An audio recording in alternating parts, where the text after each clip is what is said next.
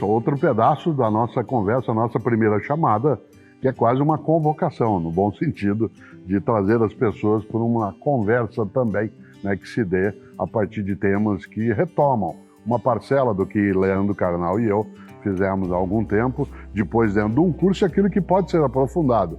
Mais do que poder, ele merece, né, ser aprofundado à medida em que isso amplia muito o repertório de capacidades e conhecimentos. Carnal e eu temos essa atividade, não só como nossa profissão, mas também nos encanta, né, sermos capazes de ver as pessoas procurando em vários lugares o que tem e pode ser procurado. Daí que essa conversa, ela agora vai, nesse segundo momento, essa segunda convocatória da primeira chamada, Carnal, numa coisa que é muito contemporânea, quase colocada como um mantra, embora a frase e a ideia seja muito antiga, ela ganhou um revigoramento agora, que é assim: querer é poder. Querer é poder. O que é que você precisa fazer para que as coisas tenham sucesso? É só querer. A tua vontade, vamos, quase tudo no exclamativo, né, vivendo, como diria Guimarães Rosa, né, em voz alta, vivendo em voz alta. Querer é poder? Eu acho que existe uma crença que nasce na Idade Moderna da plena liberdade humana para o ato, da questão da liberdade de pensamento. Logo, isto foi ressignificado a partir da questão do empreendedorismo, como se todo fracasso, toda pobreza, toda limitação fosse unicamente culpa da pessoa, ignorando elementos estruturais da sociedade, ignorando elementos condicionantes, ignorando portas fechadas estruturais para as pessoas. Querer é o primeiro passo para vir a poder. Agora, transformar a ideia de querer é poder é uma frase que ficaria bem para Deus. Ou seja, em Deus, querer é poder. Para nós humanos, existe, se eu imaginasse um gráfico, uma ordenada e uma abscissa. Lembram daquele plano cartesiano? Existe uma linha que são os fatos, que são as circunstâncias, que são as realidades fora de mim. E outra linha é a minha vontade. A minha vontade vai dialogar com os fatos, ora se impondo a eles, ora concordando, ora discordando e ora sendo esmagado pelos fatos. Agora, de fato, querer é muito importante. O que eu posso querer? A crença moderna da liberdade do querer foi dinamitada em parte por Freud, em parte por uma série de pensadores que diminuíram essa ideia da liberdade humana diante das questões. Então, todas as pessoas que atingiram sucesso material, que atingiram realizações científicas e artísticas, que atingiram reconhecimento público, são apenas pessoas com uma vontade titânica, são apenas pessoas que se impõem aos fatos circunstantes ou existem outros elementos? Eu não tenho uma resposta clara para isso, mas eu desconfio das frases taxativas. Querer é poder? Eu concordo que não, mas querer é muito importante. Aquilo que eu quero é uma etapa da realização. Eu não sou tão crente na liberdade humana e jamais serei um determinista absoluto que acha que os astros, todas as estrelas, determinam aquilo que eu possa vir a ser ou querer. É muito comum na nossa atividade docente, especialmente em sala de aula, na qual você e eu ficamos durante décadas naquela sala específica e agora, né, no mundo digital, né, de uma outra maneira, a ideia da força de vontade. Né? Era muito usual que se dissesse, não, força de vontade, precisa força de vontade. E é muito forte imaginar que é claro que querer não é poder de modo automático direto, mas não querer já é um caminho absolutamente nítido para o fracasso, né? Porque afinal de contas o querer, entendido aí como uma potência de desejo, entendido, né, usando um pouco, você citou Freud, né, a ideia de um impulso, né, que tem exatamente essa marca, é aquilo que nos coloca a caminho. Né? O querer, a querência não só do afeto, mas a querência também como o desejo buscado, nos coloca no caminho, não nos garante o ponto de chegada. Há um grande escritor porto-alegrense, um jornalista que se dedicou à escrita, que eu gosto muito, né, chamado Fraga, ele é chamado de Fraga. Ele tem um livro com um título maravilhoso, que foi escrito durante o período ditatorial no Brasil de 1964 até 1985. O livro se chama Punidos Venceremos. Olha que coisa, punidos venceremos. E o Fraga, ele tem uma expressão que ela nos leva, assim, carnal, a ter de pensar de vez em quando. Ele diz: todas as pessoas nascem iguais, mas não morrem assim. Olha, todas as pessoas nascem iguais, mas não morrem assim. Evidentemente que ele quer ali trazer à tona a ideia de que na trajetória da vida as coisas elas podem ter sucesso ou não. A ideia de que o querer é poder seja um garantidor dele, como você lembrava, ela não é uma coisa concreta. No entanto, se não basta querer para que as coisas venham, mas sem querer elas sem dúvida não virão, é claro que tem aí um lugar para o esforço, né? Para o esforço, a ideia do esforço. Há muitas pessoas que se esforçam de modo desesperador e não necessariamente obtêm êxito, porque essas outras circunstâncias à volta, elas também intervêm. Você se lembra de um grande professor da Universidade de São Paulo, o professor José de Souza Martins, sociólogo, e uma das coisas que eu gosto no professor José de Souza Martins, ele tem um texto clássico, você conhece, chamado Tio Patinhas no Centro do Universo, cuja tentativa é explicar, na carreira, na vida, na organização capitalista, por que alguns se esforçam imensamente e não dão certo, outros, porque são criativos, acabam não tendo êxito, e outros, sem nada fazer, as coisas a ele chegam. E ele, ao analisar o universo Disney, ele mostra 3 personalidades diversas. Donald, que é aquele que, embora submetido às regras do Tio Patinhas, aquele que não tem capacidade de iniciativa própria, ele fracassa apesar de todo o esforço, aí ele vive irado, gritando, batendo a cabeça numa parede.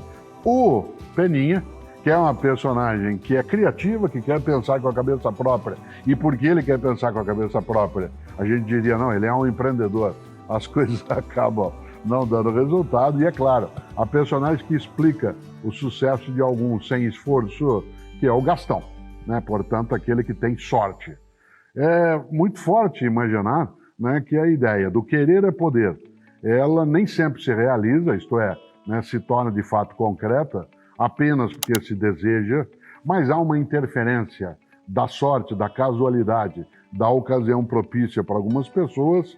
Há alguns que, em algum momento, usando uma expressão de agora, que é pensar fora da caixa, como é o caso do Peninha, não obtém também sucesso, e aquele que se esforça de modo demasiado, como é o caso do Pato Donald. Por que eu falo isso? Porque volto a esse pedaço. O esforço, a dedicação, ele tem o seu lugar, mas ele por si, ele não basta. Ele, sem dúvida, ele apresenta uma série de energias possíveis, mas ele não é suficiente. Construir o teu conhecimento, a tua carreira, a tua história, tal como a minha, teve sim um lugar imenso para o esforço, mas também houve algumas circunstâncias favoráveis, O fato de você ter se formado, por exemplo, naquilo que é a tua educação básica, numa instituição que se dedicava ao estudo, com o mesmo caso comigo. Isso não é uma casualidade, não é determinismo, mas não é casualidade, Porque eu acho que a nossa experiência como professor, ela revela que ao dar, como eu dava aula, por exemplo, sobre liberalismo, anarquismo, marxismo, doutrina social da igreja no século XIX, e os alunos perguntavam, qual é a mais certa? Bem, a minha ideia é que as pessoas aprendam, para que elas façam perguntas, não para que elas aceitem um ponto de vista. Então, eu não tenho clareza qual é o grau de liberdade que cada um tem, porque eu acho que este grau de liberdade varia muito. Eu não tenho clareza de dizer que o meio se impõe, que a natureza e o meio se impõem, porque nós temos casos extraordinários de pessoas de origem muito simples, de classes menos favorecidas e muito alvo de preconceito, como Machado de Assis, que se torna um gênio extraordinário em vários sentidos. E outros que tinham tudo para dar certo, mas têm, como eu dizia, um brilhante futuro pelas costas, Tem solidez familiar, são levados para viagens e não crescem, não fazem isso. A vontade é soberana, as circunstâncias podem ser um obstáculo absoluto, ou como nós discutimos mais de uma vez, Mozart é um gênio porque seu pai e sua irmã o orientavam desde o berço em uma casa musical em Salzburg, ou é um gene da genialidade? Ou ele nasceu compondo e assim por diante? Quer dizer, quanto nós precisamos de estudo, de esforço para conseguir as coisas. E mais, meu grau de vontade, a minha famosa força de vontade, ela é muito clara em alguns campos e ela é mais fraca em outros campos. Uma vez um político comentou que a técnica dele para emagrecer era olhar para o pudim e dizer: eu sou mais forte que esse pudim. E eu fico imaginando que patético que você dialogue com pudim. Quando você poderia simplesmente não comê-lo, não precisa tornar o pudim uma personagem, porque você está dialogando com a sua vontade, não com o pudim. Então, cada um tem pontos mais fortes e mais fracos da vontade. Cada um é resiliente, onde o outro não é. Agora, é aleatório? Não, não é aleatório. Implica esforço, como você disse. E eu acho que o debate que a gente faz aqui é para aumentar a consciência de quem nos acompanha. Afinal, o ponto onde você se encontra hoje, você que nos acompanha, o ponto que está o seu corpo, a sua renda, seu conhecimento, sua constituição do universo familiar, é fruto do acaso? É do destino? É porque você é de um signo de fogo com ascendente em outro signo? É porque você nasceu nesse momento? É porque você é brasileira ou brasileiro? Ou é fruto de um projeto pessoal, um diálogo e uma soma de tudo isso? É muito complicado dar uma única resposta, mas eu volto à primeira parte da nossa conversa. Querer é o início de um processo. Eu quero aprender, eu quero mudar, isto não será fácil, eu tenho que insistir e tenho que tomar uma decisão repetida, com resiliência, com constância em relação ao aprendizado. Olha só quanta coisa boa, né, que a gente pode pensar, refletir, né, dentro de uma conversa como essa, para que Karnal e eu tenhamos mais nitidez, né, do qual é o tema, né, que nos angustia no sentido positivo, que provoca uma reflexão, que faz com que você queira aprofundar, ir buscar, ir adiante, escavar coisas que estejam também dentro dessa temática. Deixe seu comentário, escreva, né, faça anotação, sugira algo que a gente consiga também, né, tal como você imagina, levar adiante e todo mundo consiga aproveitar mais. E claro, como a gente disse antes, sair, né, da superficialidade, que é sedutora, mas é extremamente perigosa. Eu gostei muito quando você falou do pudim, né, de assim, eu sou mais forte do que o pudim. A ideia, né, eu não sou um apreciador de pudim, então posso falar isso à vontade. A ideia que eu gosto aí é que todo esforço, ele é um sacrifício, porque ele faz com que você tenha que colocar mais energia em algo do que seria usual se a gente, dando um outro modo de olhar, a primeira lei de Newton, atendesse à inércia como sendo conservadora da vida e da tranquilidade. Eu posso ter como filosofia de vida, né, a ideia do movimento inercial, portanto, tender ao repouso, mexendo um pouco, né, na primeira lei de Isaac Newton. E é gostoso imaginar que essa ideia do esforço, ela tem um componente de sacrifício, porque eu terei que fazer abdicação. Abdicar do meu tempo, abdicar do meu sossego. E não comer o pudim naquele momento, ele representando algo que é um sacrifício, ele poderá, esse modo de ação, ter sim um resultado facilitado. Mas, Karnal, eu gosto de imaginar que um sacrifício não pode ser um suplício. Por exemplo, quando nós estamos escrevendo, né, quando a gente produz nossos livros, produz artigos, né, a gente tem que, entre aspas, sacrificar algumas circunstâncias. Você tem que ficar dedicado, tem que passar horas lendo, pesquisando, escrevendo, reescrevendo, voltando.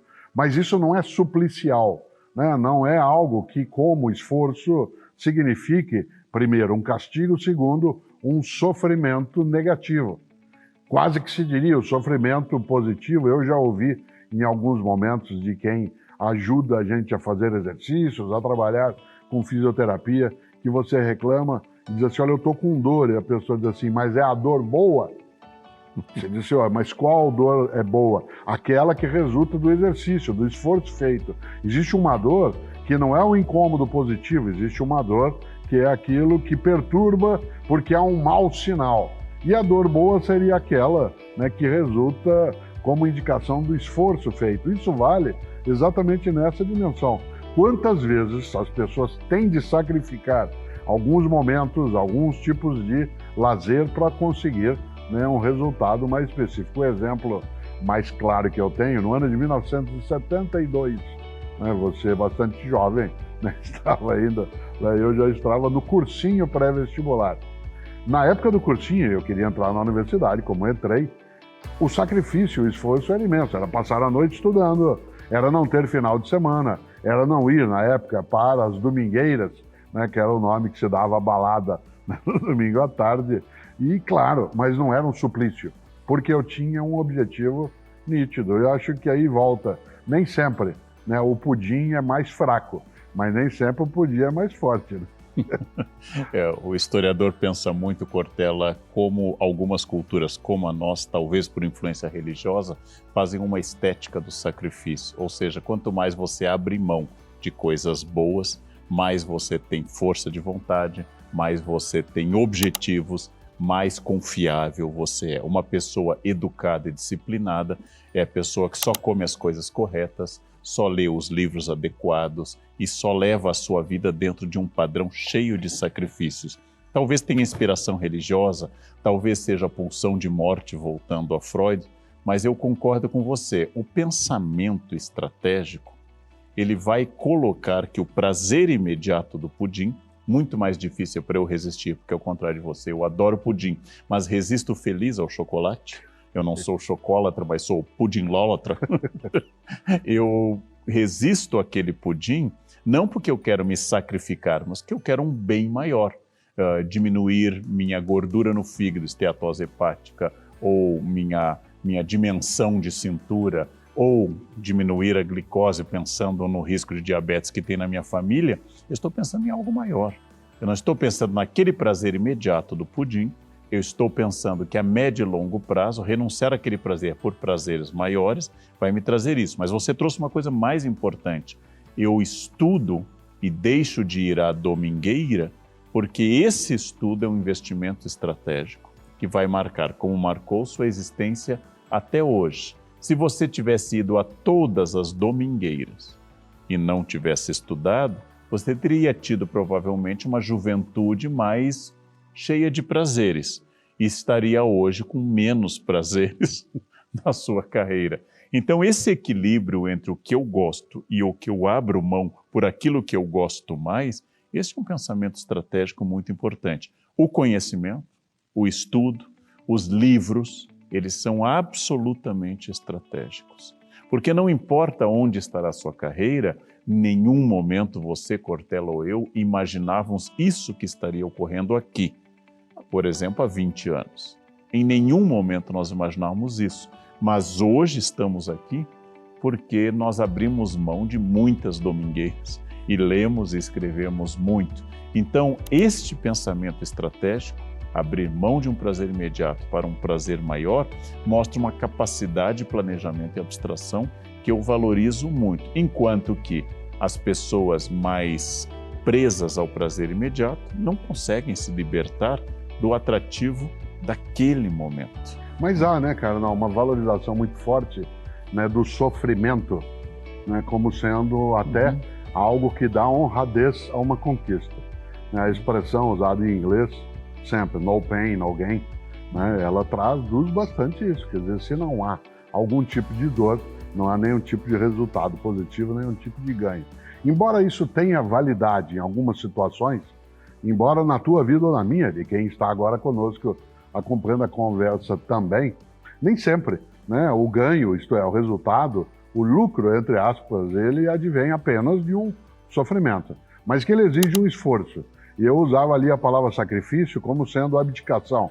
Claro que tem um componente religioso nisso.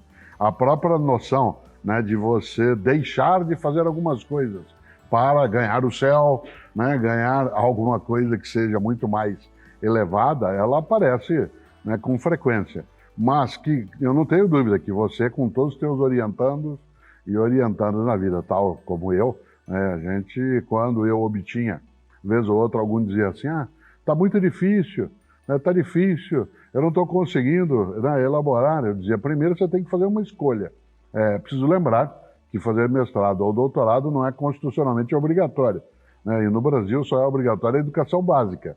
Portanto, você fez uma escolha. Segundo, ao fazer a escolha, né, não se imaginava que seria uma avenida larga, né, sem nenhum tipo, né, de sobressalência que pudesse perturbar a tua trajetória. Terceiro, se você quer, tem que levar em conta exatamente essa perspectiva. A intenção nessa fala, vez ou outra, não era dizer assim, problema seu, né, você que decidiu fazer. Era dizer, claro, não existe possibilidade de, num planejamento, numa estratégia de vida, de supor que não haja nenhum tipo de intercorrência, obstáculo, encrenca, né, no caminho.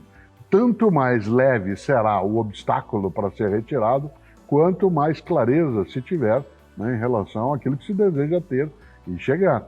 Eu nunca esqueço, o primeiro livro que eu escrevi, você sabe, chama-se Descartes, A Paixão pela Razão. Esse livro, acho que eu escrevi e reescrevi umas 12 vezes, né? E olha, embora eu fosse um professor, fosse alguém que escrevia até artigos, fazer um livro com aquela condição, ele exigia um esforço imenso para um resultado adequado para aquele esforço, mas que não seria mais tarde adequado se fosse da mesma forma. Não é que hoje eu escrevo mais facilmente, né? É que hoje as condições, o repertório, a maneira de trazer fazem com que eu não preciso escrever 12 vezes, hoje 8, né, seriam suficientes. Acho que isso acontece contigo também, né? Sem sombra de dúvida. E nós temos uma questão muito importante, que é ter consciência que fazemos alguns sacrifícios por prazer. Escrever é um prazer, mas o que não implica dizer que sempre vai ser apenas um caminho de riso, de flores ou uma estrada sem nenhum obstáculo. Então, pelo contrário, o obstáculo é uma forma de eu chegar a um texto melhor, a uma ideia que me escapa, e isso é muito bom. Quer dizer, eu prego o sacrifício como instrumento de prazer. Eu sei, a nossa tradição religiosa que me formou é que eu inclusive ofereça a Deus dores. Se eu conseguir isso, eu vou subir essa escadaria de joelhos. Ou seja, qual o interesse de Deus no sangue nos meus joelhos?